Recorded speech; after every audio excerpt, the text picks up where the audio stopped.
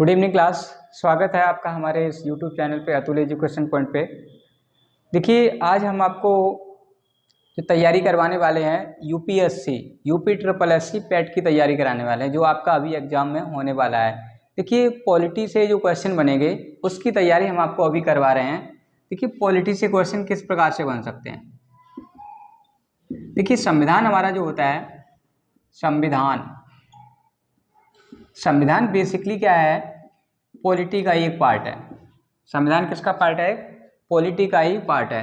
तो संविधान का मतलब आपको पता है, सम का मतलब होता है समान और विधान का मतलब नियम कानून। सबके लिए नियम कानून बराबर हों उसे हम कहते हैं संविधान। ठीक है, तो आइए समझते हैं कि इससे प्रश्न कैसे बनते हैं। तो प्रश्न आपका बन सकता है, क्रिप्स मिशन भारत कब आया था। पहला क्वेश्चन क्या बनेगा, क्रिप्स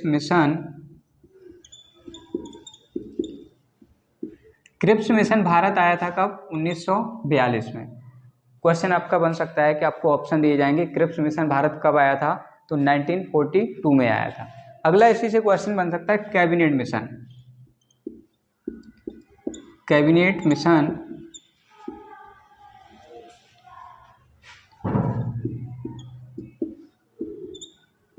मिशन जब भारत आया था कब आया था? 1946 में आया था। कैबिनेट मिशन भारत कब आया था? 1946 में आएगा। आपका क्वेश्चन बन सकता है कि भारत में कैबिनेट मिशन कब आया था, तो आपको ऑप्शन मिलेंगे, उसमें आपका ऑप्शन राइट जो ऑप्शन होगा वो आपका 1946 होगा। यानी कि जब कैबिनेट मिशन भारत आया था तो कैबिनेट मिशन के जो सदस्य भेजे गए थे अंग्रेजों के द्वारा, वो 3 सदस्य कौन थे, इसको याद कर लेंगे काल से। ये ट्रिक है याद करने के लिए, क्योंकि भारत में जब कैबिनेट मिशन आया था 3 सदस्य आए थे, अंग्रेजों की तरफ से भेजे गए थे भारत में। वो कौन कौन थे? आप कैसे याद कर लेंगे? क्रिप्स। कैसे याद कर लेंगे? क्रिप्स। ए से याद कर लेंगे आप अलेक्जेंडर।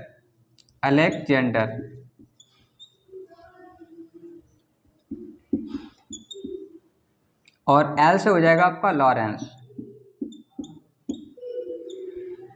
क्वेश्चन देखिए इस प्रकार से बन सकता है कि जब भारत में कैबिनेट मिशन आया था उस समय अंग्रेजों के द्वारा भेजे गए जो कैबिनेट मिशन के जो सदस्य थे उनमें सबसे लीडर कौन था, यानी कि सबसे वरिष्ठ व्यक्ति था, वो था लॉरेंस। लॉरेंस को याद रखें कि एल से होता है लीडर, और लीडर का मतलब होता है नेता, यानी कि सबसे जो मुख्य व्यक्ति था। जिस प्रकार से हम अपने घर परिवार में एक मुखिया होता है, उसको लीडर भी कह सकते हैं। तो इन सबका लीडर जो था वो लॉरेंस था। इसका पूरा नाम था पैंथिक लॉरेंस। ठीक है, आगे हम समझते हैं कि संविधान में कुल कितने अनुच्छेद हैं। कुल अनुच्छेद अगर पूछा जाए कुल अनुच्छेद कितने हैं, क्योंकि 395 प्लस इसमें क्या होता है, संविधान आपके बढ़ते रहते हैं। तो कुल मिला के अभी अप्रोक्स लगभग आपका 468 अनुच्छेद आपके होंगे। अनुसूचियों की संख्या अगर पूछी जाएगी, अनुसूची कितनी है, तो अनुसूची की संख्या आपकी बनेगी 12। ठीक है, अनुसूची कितनी बनेगी आपकी? 12। अगर आपसे इसके भाग पूछे जाएंगे, अनुसूची कितनी है आपकी? 12 है। तो सबसे पहले इसमें समझ लीजिएगा, अनुसूची आपकी 12 है। 12 में वर्णित रहेगा कि आपको कब क्या करना है, किस में आपको जैसे वेतन है कितना आपको मिलेगा, कब मिलेगा, इसकी सारी जानकारी आपको संविधान की अनुसूची में आपको मिल जाएगी। आगे हम समझते हैं कि संविधान में कुल कितनी भाषाएं थी, मूल भाषाएं। संविधान में कुल भाषा जो थी, मूल भाषा थी आपकी 14। मूल भाषा कितनी थी? क्वेश्चन इस प्रकार से बनेगा कि संविधान जब बना था उस समय संविधान में कितनी भाषाओं का वर्णन था, और ये भी पूछा जा सकता है संविधान में किस भाषा का वर्णन नहीं है, तो वो आपकी इंग्लिश भाषा का वर्णन नहीं है। देखिए, संविधान में मूल भाषाएं कितनी थी? 14। पहली आपकी जो भाषा जोड़ी गई थी, 21वां संविधान संशोधन हुआ था। कौन सा? 21वां संविधान संशोधन हुआ था 1968 में। कब हुआ था?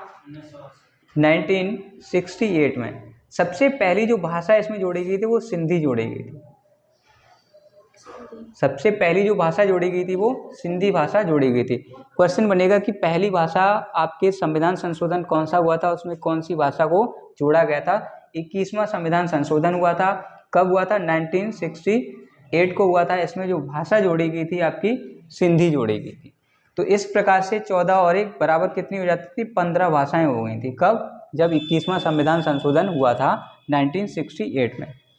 देखिए जो 21वां संविधान संशोधन हुआ था 1967 में, यानी कि 1967 में जो पहली भाषा जोड़ी गई थी वो जोड़ी गई थी सिंधी भाषा। तब मिलाकर के भाषाएं आपकी हो गई थी 15 भाषाएं। लेकिन वर्तमान में जो भाषाओं की संख्या है वो संविधान में वर्तमान में जो भाषाएं हैं वो कितनी है, 22 भाषाओं का उल्लेख है। अगर क्वेश्चन ये पूछा जाता है कि संविधान में वर्तमान कितनी भाषाएं हैं, तो कितनी भाषाओं का उल्लेख है, तो 22 भाषाओं का उल्लेख है। मूल संविधान में कितनी भाषाएं थी, तब थी आपकी 14। पहली भाषा कब जोड़ी गई थी, तो 21वां संविधान संशोधन हुआ था 1967 में, और पहली भाषा जो जोड़ी गई थी आपकी सिंधी भाषा जोड़ी गई थी। उसके बाद अगला जो संविधान संशोधन हुआ था, इसको यहाँ पे समझ लेते हैं।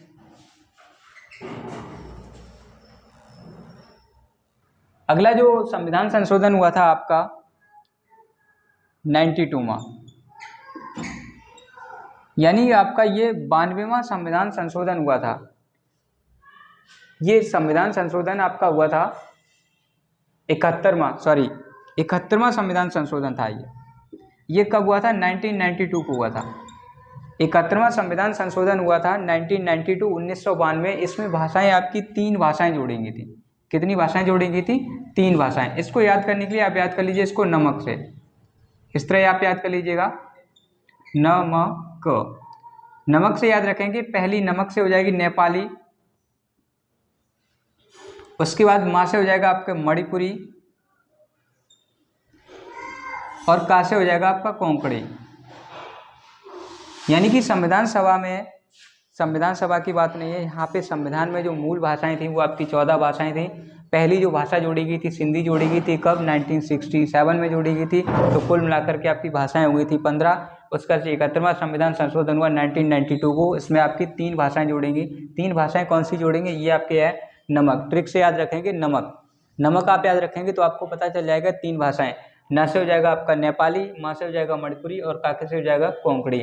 तो 15 में 3 आप ऐड करेंगे तो हो जाएंगी आपकी 18 भाषाएं। यानी कि 71वां संविधान संशोधन जब हुआ था तो आपकी कुल कितनी भाषाएं हो गई थी, 18 भाषाएं हो गई थी। उसके बाद आपका 92वां यानी कि 92वां संविधान संशोधन होता है 2003 में। 2003 में जो संविधान संशोधन होता है उसमें आपकी 4 भाषाएं जोड़ेंगी थी। 2003 में जो संविधान संशोधन हुआ था उसमें आपकी कितनी भाषाएं जोड़ी गई थी, 4 भाषाएं जोड़ी गई थी। ठीक है, उससे पहले आपकी 18 भाषाएं हो चुकी थी। उसके बाद 4 भाषाएं और जोड़ी गई थी, वो उसको ऐड कर लेंगे बोडो मास से। बोडो मास ये आपकी याद करने की ट्रिक है। 2003 में आपकी 4 भाषाएं जोड़ी गई थी। पहली भाषा याद कर लेंगे आप, बो से हो जाएगा बोडो, और डा से हो जाएगा आपका डोगरी, यानी कि बोडो डोगरी। उसके बाद है माँ से हो जाएगा आपका मैथिली, और सा से हो जाएगा आपका संथाली। ये 4 भाषाएं जोड़ी गई थी। 2003 में जब संविधान संशोधन हुआ था उसमें आपकी 4 भाषाएं और जोड़ी गई थी। तो यहाँ पे पहले आपके मूल संविधान में जो भाषाएं थी आपकी 14 थी। तो उसके बाद से 1967 में आपकी 1 भाषा जोड़ी गई तो आपकी 15 हो गई थी। उसके बाद से 1992 में आपकी 3 भाषाएं जोड़ी गई थी तो आपकी 18 हो गई। 2003 में आपकी 4 भाषाएं जोड़ी गई थी। 18 + 4 बराबर कितनी हो जाएंगी आपकी, यानी कि वर्तमान समय में संविधान में कितनी भाषाओं का उल्लेख है, तो 22 भाषाओं का उल्लेख है। ठीक है, आगे हम समझते हैं। ये तो आपने समझ लिया कि मूल संविधान में भाषाएं कितनी थी, आपकी 14 भाषाएं थी। वर्तमान संविधान में आपकी जो भाषाएं हैं वो 22 भाषाओं का उल्लेख है। अगर आपसे पूछा जाता है कि संविधान में कौन सी भाषा का उल्लेख नहीं है, तो आप कह सकते हैं इंग्लिश भाषा का उल्लेख नहीं है। आपसे पूछा जाएगा कि नेपाली जो भाषा है वो किस संविधान संशोधन द्वारा जोड़ी गई, तो आप कह सकते हैं कि 71वां संविधान संशोधन हुआ था, और ये कब हुआ था, 1992 को हुआ था। अगर आपसे पूछा जाए कि संथाली भाषा किस संविधान संशोधन के द्वारा जोड़ी गई थी, तो ये 2003 में एक संविधान संशोधन हुआ था, उसके दौरान ये संथाली भाषा को जोड़ा गया था। आगे हम समझते हैं। देखिए, जब 4 भाषाएं जोड़ने के बाद टोटल भाषाएं आपकी कितनी हुई थी, 22 भाषाओं का। यानी कि वर्तमान समय में जो संविधान में भाषाओं का उल्लेख है वो 22 भाषाओं का उल्लेख है। उसके बाद हम समझते हैं कि अनुसूची जो होती है 12 अनुसूचियां होती हैं। कितनी अनुसूचियाँ होती हैं? 12 अनुसूची। अगर आपसे क्वेश्चन पूछा जाएगा कि वर्तमान समय में कितनी अनुसूचियाँ हैं, तो 12 हैं। इससे मूल संविधान में कितनी अनुसूचियाँ थीं? वो 8 अनुसूचियाँ थीं। अभी वर्तमान में कितनी है आपकी? 12 अनुसूचियाँ हैं। आपसे पूछा जाएगा कि मौलिक अधिकार किस अनुच्छेद में है? यानी कि अनुच्छेद पूछा जाए तो अनुच्छेद 12 से लेकर के 35 तक आपके क्या हो जाएंगे? मौलिक अधिकार हो जाएंगे। मौलिक अधिकार जो वर्णित हैं आपके अनुच्छेद 12 से लेकर के 35 तक हैं। अगर आपसे पूछा जाए किस भाग में इसको जगह मिली, तो भाग 3 में इसको जगह मिली है। यानी कि मौलिक अधिकारों को भाग 3 में जगह मिली। इसे संविधान का मैग्ना कार्टा भी कहा जाता है। ठीक है, मौलिक अधिकार हमारे वे अधिकार होते हैं जो हमसे हमारे अधिकार कोई नहीं छीन सकता है। अगर आपसे पूछा जाए नीति निर्देशक तत्व, तो नीति निर्देशक तत्व आपके भाग 4 में जगह मिली है। इसको नीति निर्देशक तत्व को जो स्थान मिला है संविधान के भाग 4 में मिला है। पूछा जाएगा अनुच्छेद कहाँ से कहाँ तक हैं, तो अनुच्छेद हैं आपके 36 से लेकर के 51 तक। अगर आपसे पूछा जाएगा कि मूल कर्तव्य को किस भाग में जगह मिली, तो ये हो जाएगा आपका भाग 4 का में आपके मूल कर्तव्य को स्थान मिला है। डीपीएसपी आपका होता है नीति निर्देशक तत्व, जिन्हें आपको भाग 4 में जगह मिली है। तो अगर आपसे पूछा जाए, क्वेश्चन इस तरह से भी आ सकता है कि आपके अनुच्छेद 18 में क्या वर्णित है, और आपको ऑप्शन मिल जाएंगे। आपके अनुच्छेद 18 में यानी आर्टिकल 18 में क्या वर्णित है, तो आर्टिकल 18 में आपको एक एक संविधान, अगले वाली वीडियो में हम आपको बताएंगे कि किस अनुच्छेद में क्या वर्णित है। तो समझ लेते हैं कि 18 में क्या होता है? उपाधियों का अंत है। उपाधियों का अंत से मतलब होता है कि आपकी जितनी भी उपाधि हैं, शिक्षा और वीरता को छोड़कर सारी उपाधियों का खात्मा कर दिया है संविधान ने। ठीक है, अनुच्छेद 18 में क्या वर्णित है?